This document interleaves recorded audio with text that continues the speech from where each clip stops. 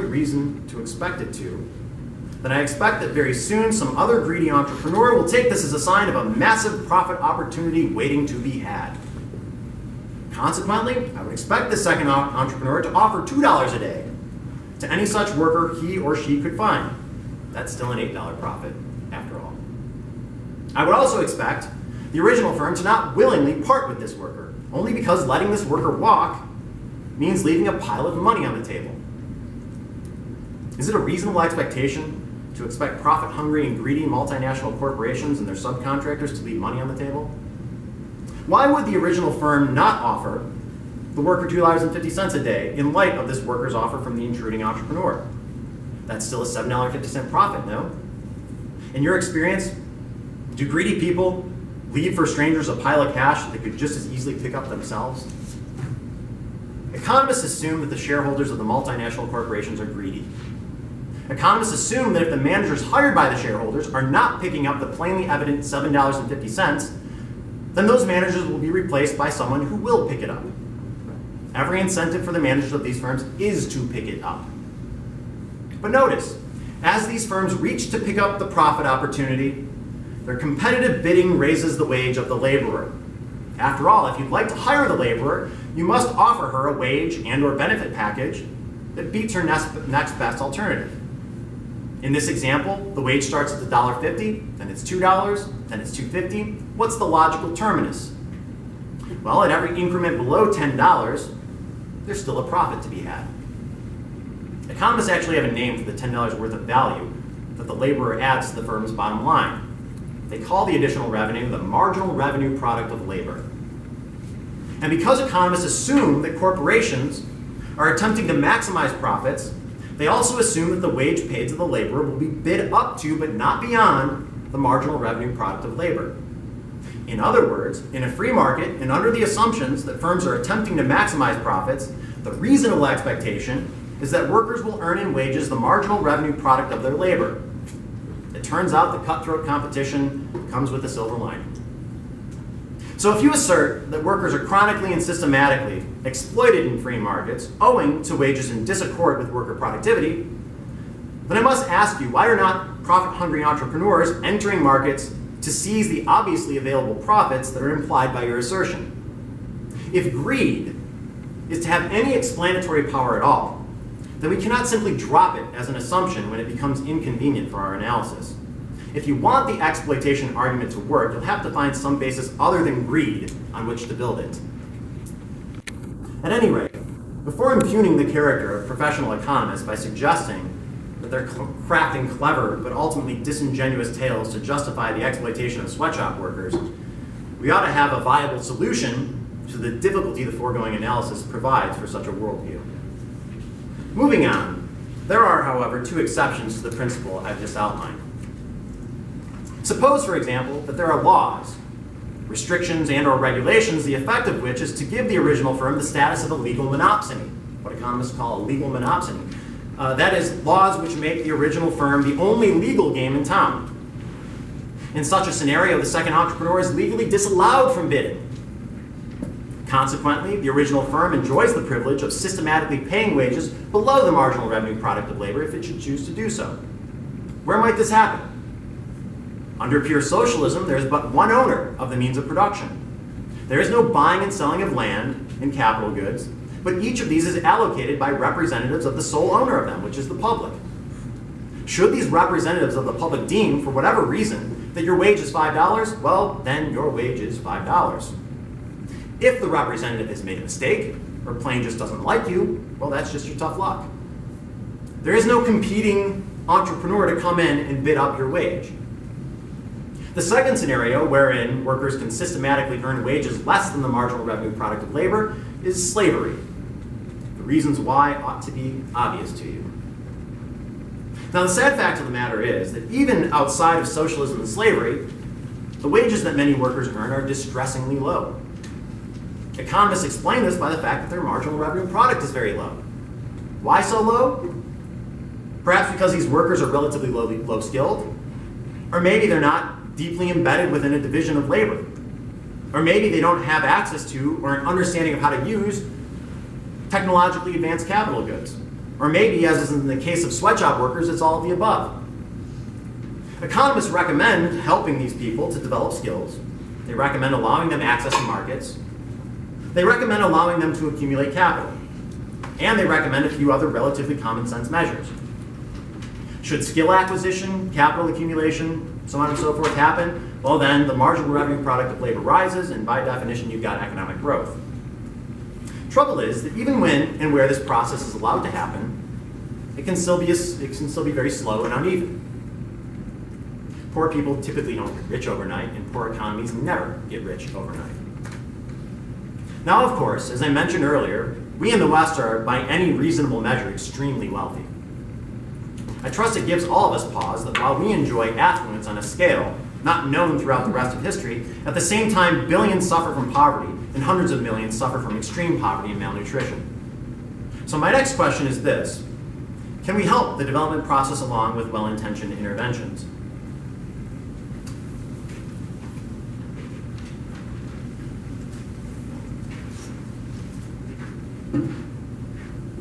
Perhaps we deem that allowing wages to correlate with the marginal revenue product of labor is unjust. After all, the marginal revenue product of labor might be $2. But for the sake of argument, allow me to grant that that is in no way a living wage.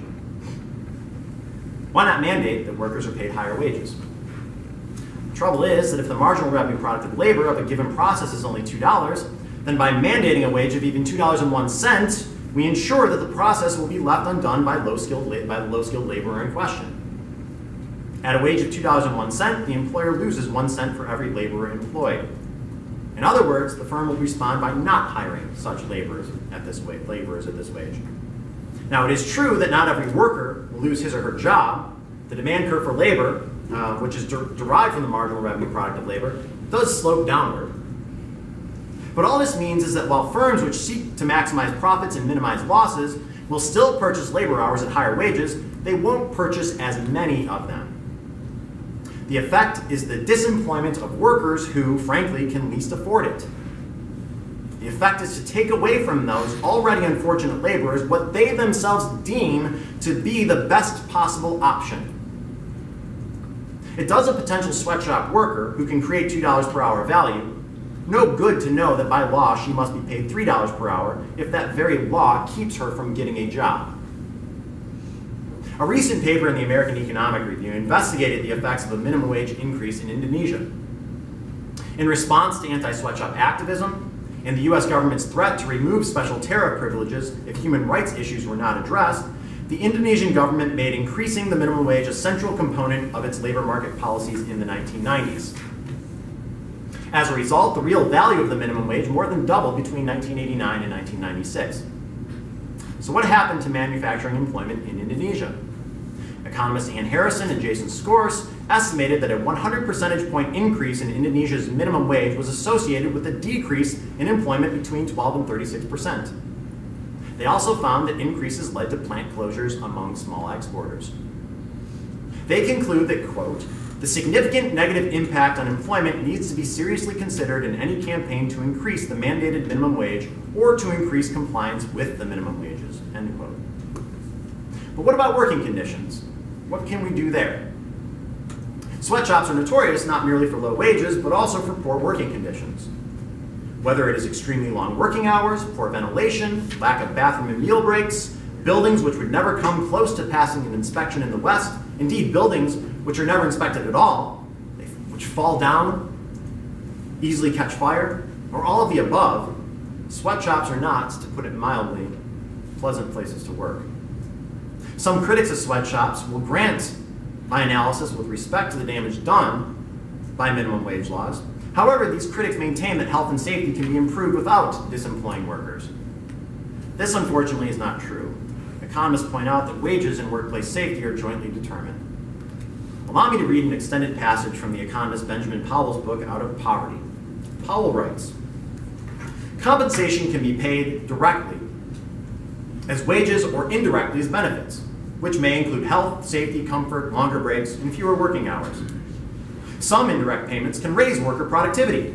Obviously, employing healthy workers who can perform their jobs positively impacts profits. Some firms may thus choose to provide subsidized lunches, healthcare, and on-the-job safety that increases worker productivity. In fact, it is in firms' best interest to contribute this form of indirect compensation. However, if these benefits cost more than the revenue gained from increased productivity, then firms do not increase their profits because of them. In these cases, the firm regards such benefits as costs that come off their bottom line, just like wages.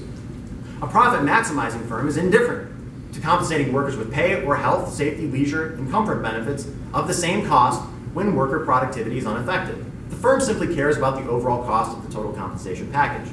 That's true for a sweatshop, that's true for Ivy Tech.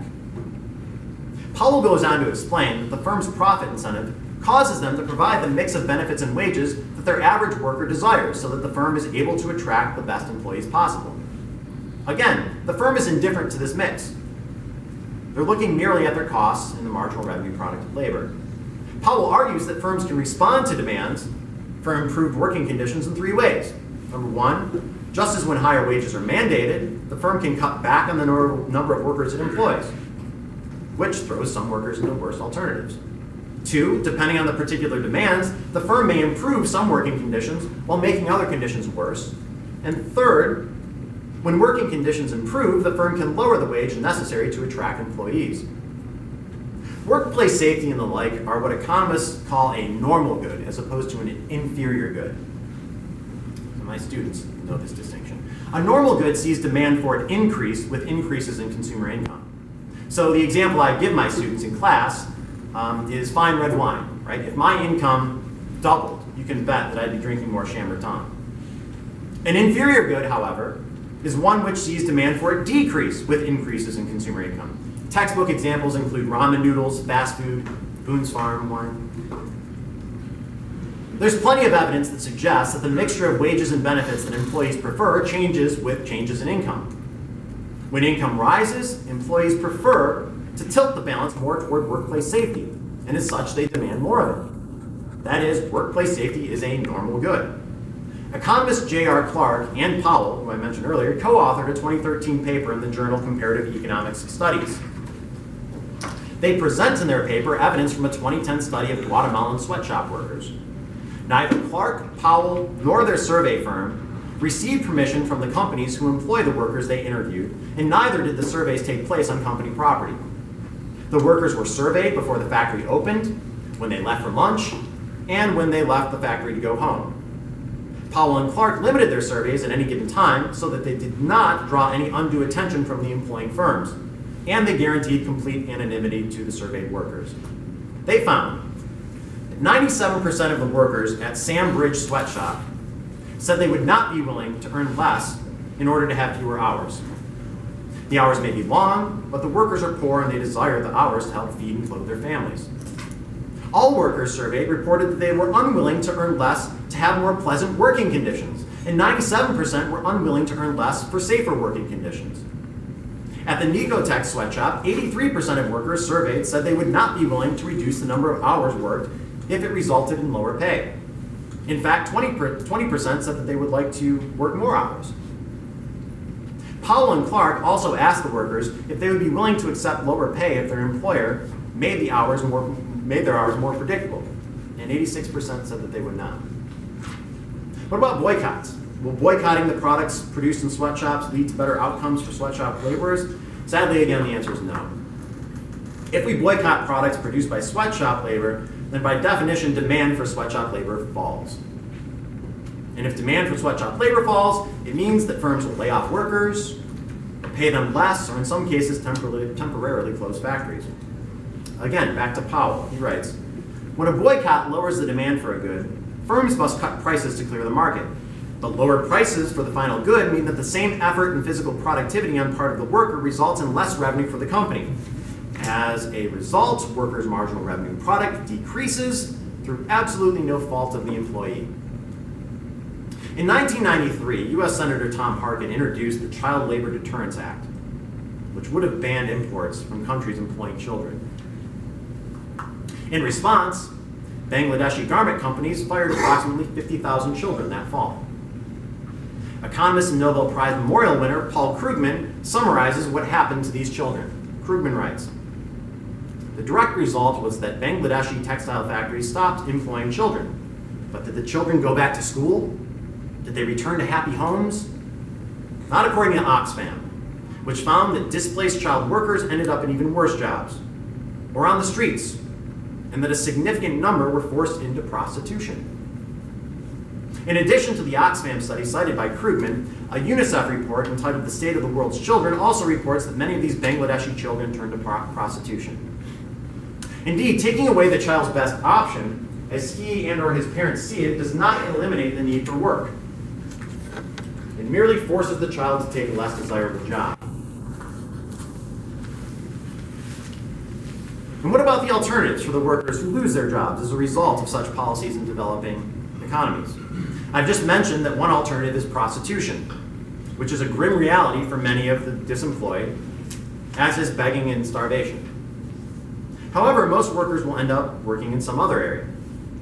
In Bangladesh, Cambodia, Haiti, Laos, Myanmar, and Vietnam, more than half of the population is employed in agriculture. Overall, in sweatshop-containing countries, an average of 38% of people are employed in agriculture, but they create only 18% of the economic output.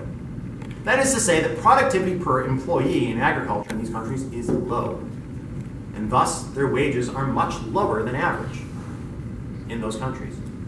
However, sweatshop wages compare well with the average incomes in most of these countries. Working in an average sweatshop in Cambodia, Costa Rica, or Vietnam raises a worker's income above the average for that country.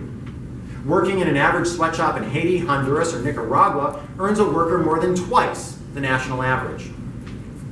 In Bangladesh, El Salvador, India, and Indonesia, the average sweatshop worker earns between 80 and 100% of the average income, whereas in China and Laos, they earn between 50 and 60% of the average income. It's worth noting that average income does not reflect the median wage job. The average income is pulled upward by the small portion of very rich people in these countries. However, a few countries do stand out as anomalies. Sweatshop workers in Brazil, Mauritius, South Africa, and Thailand all on average earn less than 50% of the average incomes in their countries, and sometimes significantly less than 50%.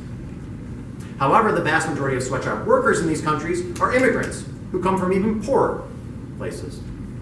Brazilian sweatshop workers are by and large Bolivian. Those in Mauritius come from Sri Lanka, India, and Bangladesh, and those in Thailand are from Laos, Cambodia, and Myanmar. These workers emigrate from their home countries for the opportunity to make higher incomes working in sweatshops. The relevant comparison for these workers is not the average income of a native-born Brazilian or whatever, but rather what they are leaving behind. The incomes of sweatshop workers in Brazil, Mauritius, South Africa, and Thailand are all well above the average incomes of the home countries that the sweatshop workers leave. So what can we do to speed up the process of economic growth and development for the hundreds of millions of people still living at or below $2 a day? Well, before I answer, let me say that I realize you might be skeptical of the analysis that I presented thus far. You might be thinking that most, if not all, developed countries have child labor restrictions, minimum wage laws, workplace safety restrictions, maximum work hour laws, and so on and so forth. Didn't these interventions play a role in eliminating sweatshops